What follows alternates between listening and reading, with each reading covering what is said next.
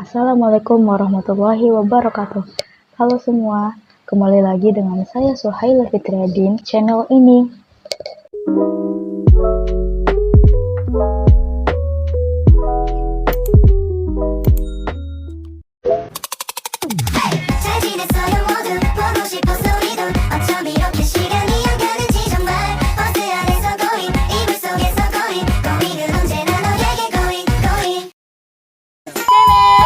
Apa itu mimesis? Mimesis adalah istilah yang digunakan dalam kritik sastra dan filsafat yang memiliki banyak arti, termasuk imitatio, imitasi, kesamaan dan sensuous, penerimaan, representasi, mimikri, tindakan ekspresi, tindakan menyerupai, dan penyajian diri.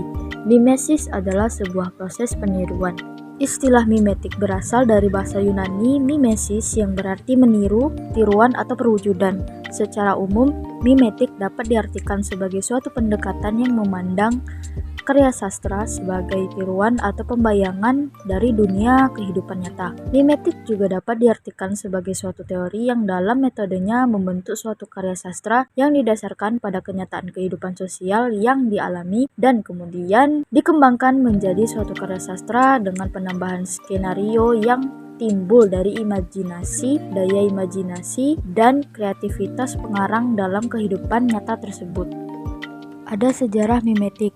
Pandangan tentang mimetik pertama kali diungkapkan oleh filsuf terkenal yaitu Plato yang kemudian diungkapkan lagi oleh muridnya yaitu Aristoteles. Plato berpendapat bahwa seni hanyalah tiruan alam yang nilainya jauh di bawah kenyataan dan ide. Menurutnya lagi, seni adalah sesuatu yang rendah yang hanya menyajikan suatu ilusi tentang kenyataan dan tetap jauh dari kenyataan. Berbeda pula dengan Plato, Aristoteles menyatakan bahwa tiruan itu justru membedakannya dari segala sesuatu yang nyata dan umum karena seni merupakan aktivitas manusia. Dalam sebuah penciptaan, sastrawan tidak semata-mata meniru kenyataan melainkan sekaligus menciptakan. Apa itu pendekatan mimetik? Menurut Abrahams, pendekatan mimetik adalah pendekatan kajian sastra yang menitik beratkan kajiannya terhadap hubungan karya sastra dengan kenyataan di luar karya sastra.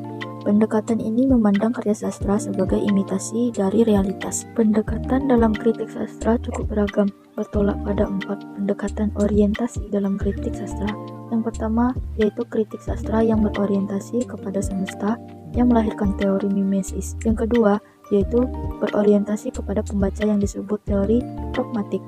Yang ketiga, teori kritik yang berorientasi pada elemen pengarang yang disebut sebagai teori ekspresif. Sedangkan yang keempat adalah teori yang berorientasi kepada karya sastra yang dikenal dengan teori objektif.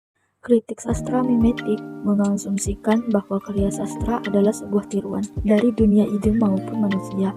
Pendapat ini diilhami oleh aliran Marxis, sosiologi sastra, dan lainnya yang mengklaim bahwa karya sastra sebagai dokumen sosial. Berbagai pandangan dan pembaharuan membuat teori ini terus berkembang sejak zaman Yunani klasik hingga postmodern saat ini. Contoh karya pendekatan mimetik yang saya ambil yaitu perihal orang miskin yang bahagia, yang menceritakan tentang sebuah kondisi masyarakat yang terpuruk dalam kemiskinan. Pengarang ingin menceritakan kondisi seorang yang miskin, tetapi dia merasa bahagia karena status kemiskinannya telah diakui oleh pemerintah. Kritik sosial yang ingin ditampilkan pengarang dalam cerita ini adalah pemerintah mengakui bahwa masyarakat di negaranya masih banyak mengalami kondisi kemiskinan. Selain itu, muncul sebuah anggapan bahwa untuk menjadi miskin di republik ini tidak cukup hanya dengan sekedar berpakaian kumal, gubuk reot, perut yang senantiasa kelaparan, tapi dibutuhkan pula selembar keterangan atau identitas yang menyatakan bahwa dia benar-benar miskin, yang dikeluarkan oleh kepala desa atau kepala kelurahan. Keadaan tersebut masih sangat relevan dengan kondisi di negara ini sekarang.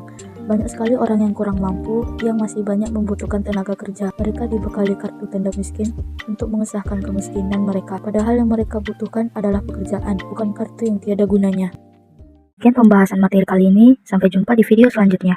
Wassalamualaikum warahmatullahi wabarakatuh.